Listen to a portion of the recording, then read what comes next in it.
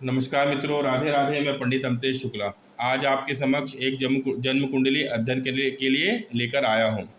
जन्म की तारीख है 12 सितंबर 1989। जन्म का समय है 4:45 सुबह। जन्म स्थान रायपुर। सिंह लग्न की कुंडली बन रही है। सिंह लग्न की कुंडली बन रही है। लग्नपति होते हैं सूर्य।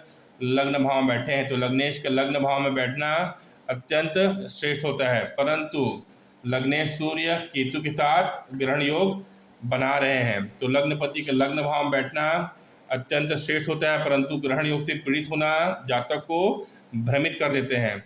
सिंह लग्न वाले जातक स्वतंत्र विचारधारा के अपने मन के मालिक होते हैं। वहीं बात करें राशि की तो जातक की राशि मकर बन रही है। जातक अभी वर्तमान में शनि की 7.5 से पीड़ित चल रहा है। वैसे भी जातक का चंद्रमा पीड़ित है, क्योंकि चंद्रमा व्ययपति हो के रोग रिपु ऋण भाव में शनि और राहु के बीच में पाप मध्यत्व में आ जा रहा है। और इस चंद्रमा और गुरु का संबंध षडाष्टक योग का बन रहा है, जिसे कि शकट योग भी बोलते हैं। अग्नि तत्व लग्न, पृथ्वी तत्व राशि, लग्नेश सूर्य एवं राशि शनि का संबंध शत्रुवत होता है, इसलिए ये भी एक कमजोर स्थिति बन रही है। बात करते हैं दूसरे ग्रह की तो मंगल धन भाव में बैठे हैं धनेश बुध के साथ में। बात करते हैं शुक्र की तो शुक्र पराक्रम भाव में बैठे हैं अपने ही राशि के। शनि का ज्ञान भाव में बैठना 13 डिग्री 34 कला पूर्वाषाढ़ा नक्षत्र में गुरु की राशि में बैठना। गुरु के साथ में तात्कालिक शत्रुता में है, समभाव का फल करेंगे शनि। वहीं बात करते हैं राहु, सप्तमस्थ राहु धनिष्ठा नक्षत्र में 0 डिग्री 37 कला के बैठे हैं। चंद्रमा 3 डिग्री 34 कला के उत्तराषाढ़ नक्षत्र में बैठे हैं। गुरु आदर नक्षत्र में लाभ भाव में बैठे हैं 13 डिग्री 40 कला के। वहीं केतु का लग्न में 0 डिग्री 37 कला के बैठना मगर नक्षत्र में। जातक का केवल एक ही प्रश्न है, जातक का दाम्पत्य जीवन बहुत ही पीड़ित है। जातक सरकारी पद में उच्चस्थ अधिकारी है एवं इनकी जो पत्नी है वो भी सरकारी पद में है, परंतु दोनों के बीच में वैचारिक मतभेद हमेशा बना रहता है।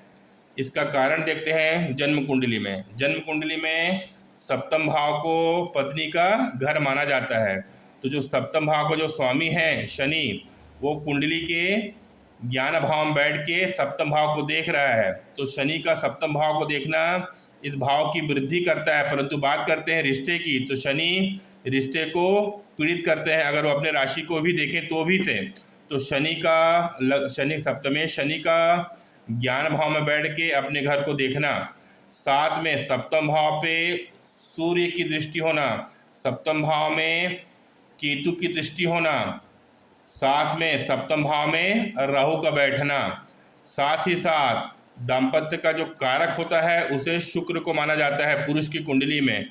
तो पुरुष की कुंडली में दाम्पत्य का जो कारक होता है उसे बोलते हैं शुक्र को। तो इस जन्म कुंडली में आप देखेंगे तो जो शुक्र है वो पराक्रम भाव में बैठा है। तो जन्म कुंडली का ये घर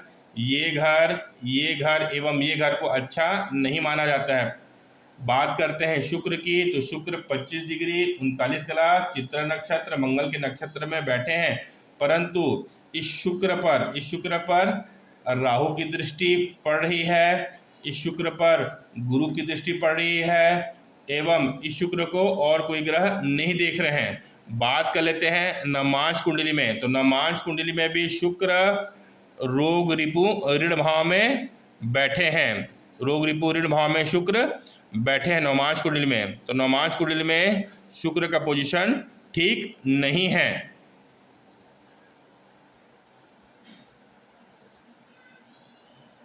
तो वर्तमान में जातक को राहु की महादशा में चंद्रमा का अंतर्दशा चल रहा है।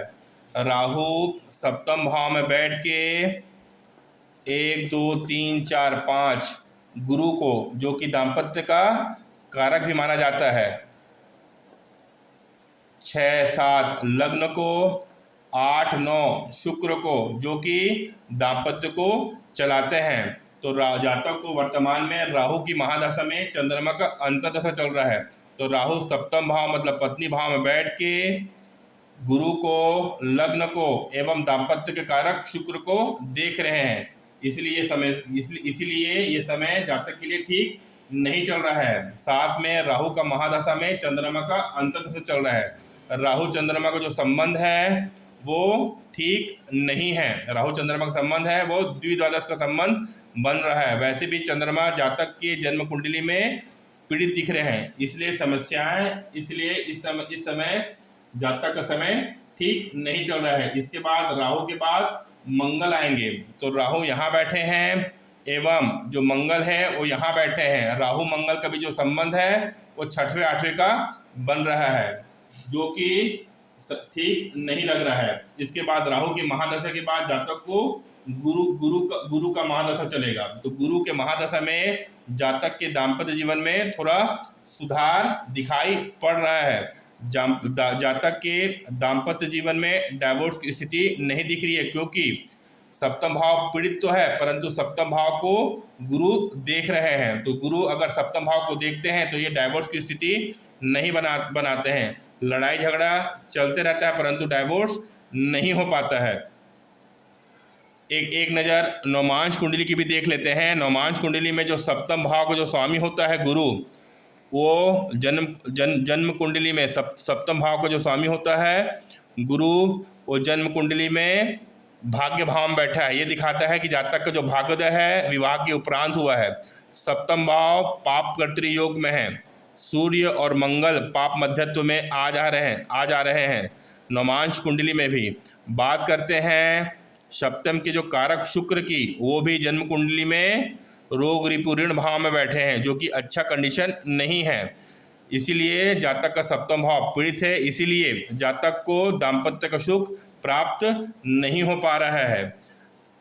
स्थिति अभी यथावत रहेगी 18 जुलाई 2025 तक, क्योंकि राहु की महादशा 18 जुलाई 2025 तक है। उसके बाद जब गुरु का महादशा आएगा तो थोड़ा सा सुधार की स्थिति दिख रही है। जातक के जो इष्ट देव हैं वो भगवान विष्णु बनते हैं एवं जातक के जो भाग्यपति होते हैं वो मंगल बनते हैं। इसलिए जातक को हनुमान जी का आराधना हर मंगलवार एवं शनिवार को करना चाहिए। विष्णु सहस्त्र नाम का पाठ प्रत्येक गुरुवार को करना चाहिए।